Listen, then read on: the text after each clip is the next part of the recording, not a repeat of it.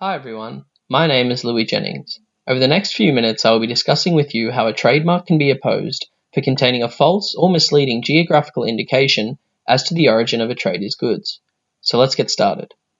Section 61 of the Trademarks Act was introduced in order for Australia to comply with its obligations under the Agreement on Trade-Related Aspects of Intellectual Property Rights, namely Article 22, which requires member states to enact legislation to prevent traders using marks that indicate their goods originate in a geographical area other than their true place of origin. So how does Section 61 operate within the intellectual property framework of Australia? Under Section 61, the registration of a trademark in respect of particular goods or services may be opposed on the ground that the mark contains or consists of a false geographical indication.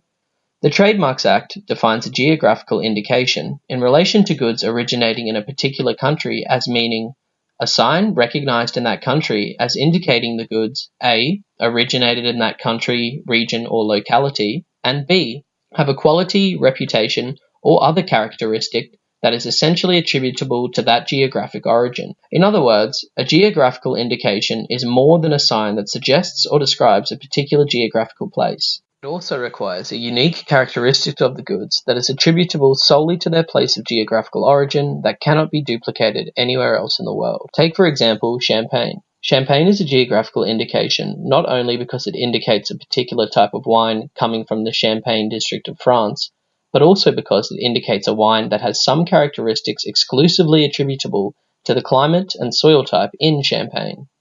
These latter attributes cannot be reproduced anywhere else in the world, and so a sign that reads Champagne is a geographical indication. Now that we know what a geographical indication amounts to, what else must an opponent prove for their opposition to be successful under Section 61? First of all, it must be proven that the applicant's mark consists of or contains a sign that operates as a geographical indication for goods from a country, region, or locality that is different to the actual place of origin of the relevant goods. Secondly, it must be demonstrated that either A. the relevant goods covered by the opposed trademark are similar to those covered by a geographical indication, or B. the use of the opposed mark on the goods is likely to deceive or cause confusion. In the case of Esteban Zone and Digital Crown Holdings, the opponent claimed that the accepted mark Estabel Paris for a line of perfume produced by the applicant contained a false geographical indication by including the word Paris in the trademark for the goods, despite being produced elsewhere. The registrar held that the name Paris was not a sign recognized as an indicator of perfumes originating in France or Paris, or had a quality, reputation, or other characteristic attributable to their geographical origin.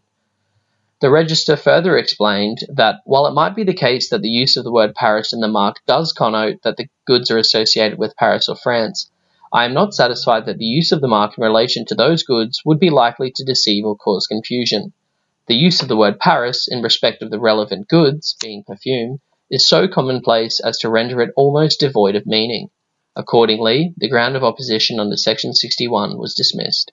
In contrast, a mark that would amount to a false geographical indication would be a label from an Australian winery used in relation to wine, stating that a product is a Bordeaux blend. Although this was a trade practiced in the Australian wine industry for a long time, it is no longer acceptable as the word Bordeaux is a geographical indication under Section 61 and may only be used in respect of wine from the Bordeaux region of France. Thanks for watching. I hope that this video has been assistance to you and wish you well for the remainder of your studies.